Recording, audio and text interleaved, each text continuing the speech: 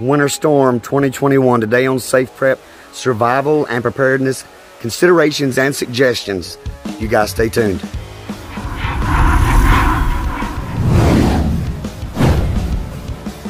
Hey everybody, welcome to the channel. This is our first time meeting. My name is Justin.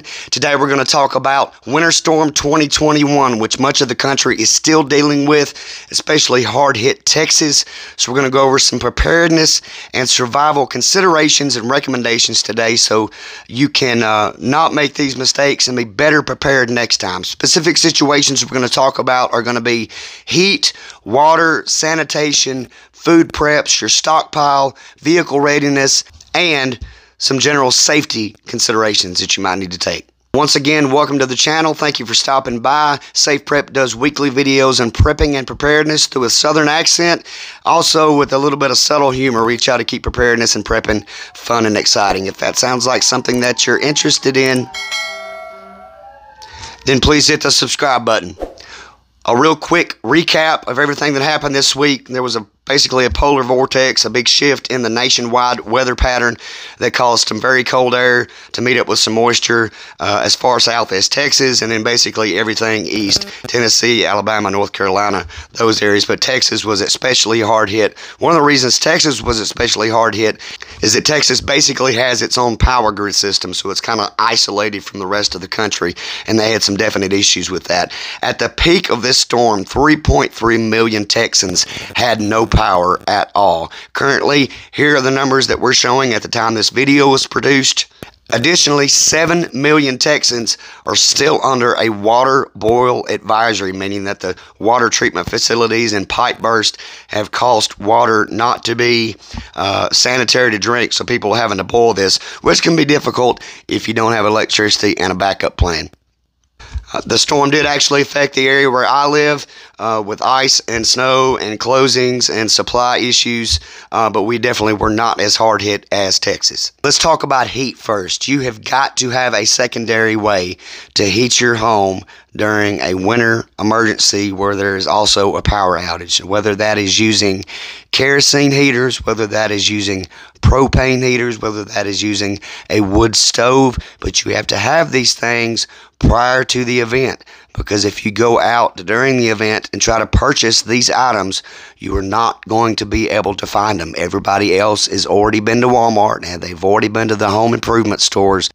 The heater shelves are empty, the kerosene shelves are empty, and you're just shit out of luck. So besides secondary heat sources, there are some additional things that you can do to conserve heat inside your home during an emergency. Learning how to create microclimates within your home, basically limiting yourself to one area of the home, one room, shutting doors, stuffing towels underneath the door. You can use plastic sheeting to seal up the door and keep more of that heat in that particular room. It's much more effective to try to heat that one room and keep everybody in that room warm than trying to heat the entire house. You're going to be much more successful. Also, using things like tents and covers and blankets, covering up windows with blankets, those types of things can really help conserve heat. Let's quickly get through water. The best thing you can do is have a stockpile of water in your home in containers, including water bottle packs. Having a way to disinfect water, having a wood stove to boil water, having some kind of camping stove or a propane stove to heat your water and boil that should you go under a boil water order like many are in Texas. Let's talk about food and empty shelves. The best thing you can do prior to an emergency is already have a stockpile of food in your home, either things that keep long term or things that your family already eats. If the disaster hits and you can't get out of your home, chances are everybody's at the grocery store and they have emptied the shelves anyway. So having preps in your home for at a minimum of 3 days, if not a 2-week supply of things to sustain your family for 2 weeks, where you don't have to get out and you don't have to go hungry. Grid down, power outage, grid failure situations. So the power goes out, you've obviously got to start taking care of your heat. You may have to boil your water in some other fashion without electricity, but also you need to be able to charge cell phones, emergency radios, have flashlights. The other consideration is having a generator if you know how to safely use that.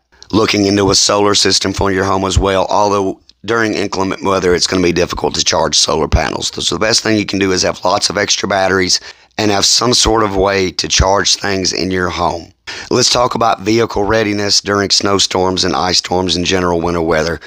If you don't have to get out and drive in this stuff, don't. But if you absolutely have to, you've got to be prepared. You need to have a car emergency kit in your vehicle with clothing that's going to keep you warm and tools that you need to get unstuck. So cat litter, shovels, some kind of tire chain, some kind of tow rope if you have a truck, being sure that you're driving around in a four-wheel drive vehicle, not a two-wheel drive vehicle. There's lots of considerations for vehicles when it comes to just general safety and being able to get from point A to point B in this kind of weather. Let's talk about some general safety considerations. How do you stay safe and not die in this kind of weather? Some things you need to consider. If you are using an alternate fuel source, such as propane or a wood stove or kerosene, being sure that you are using that properly. Is it rated to be used indoors?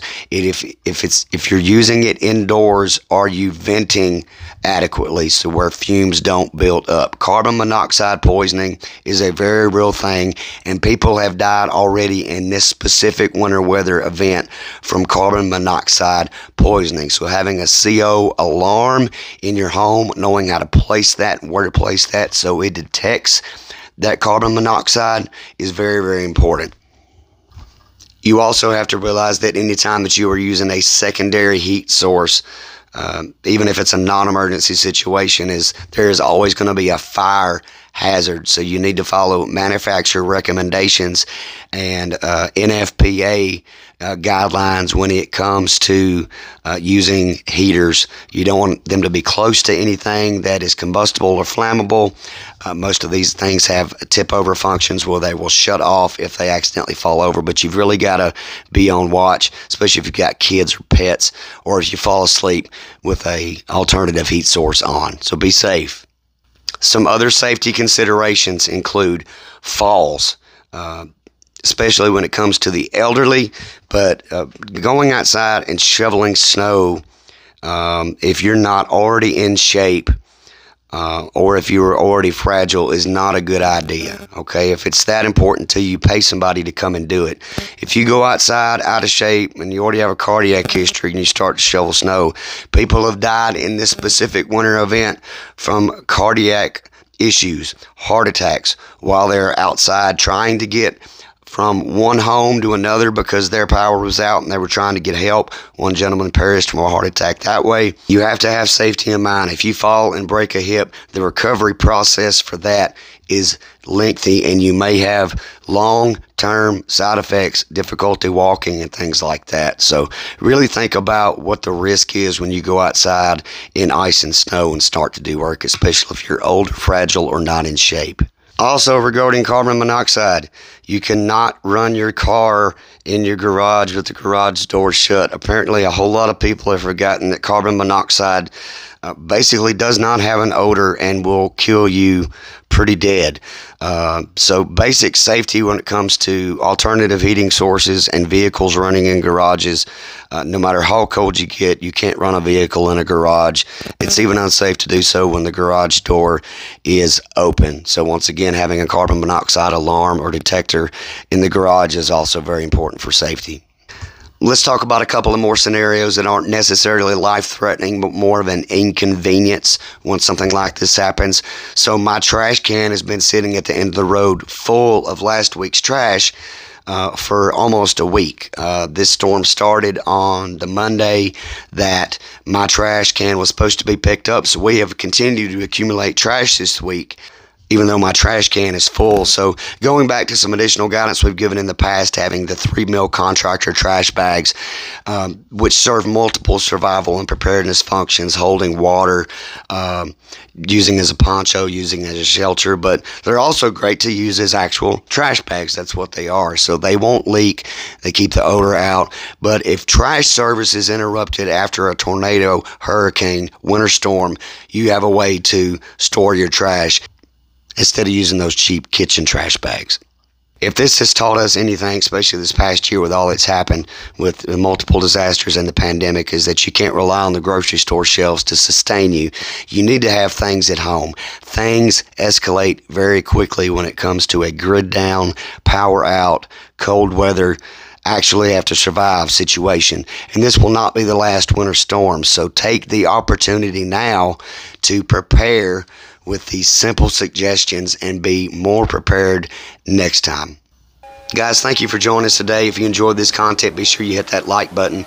If you want preparedness and prepping tips weekly, then consider hitting that subscribe button. You can find us on Facebook and Instagram at Safe Prep, and you can email us at info@safepreptn.com. Thank you guys again, and until next time, y'all, be safe.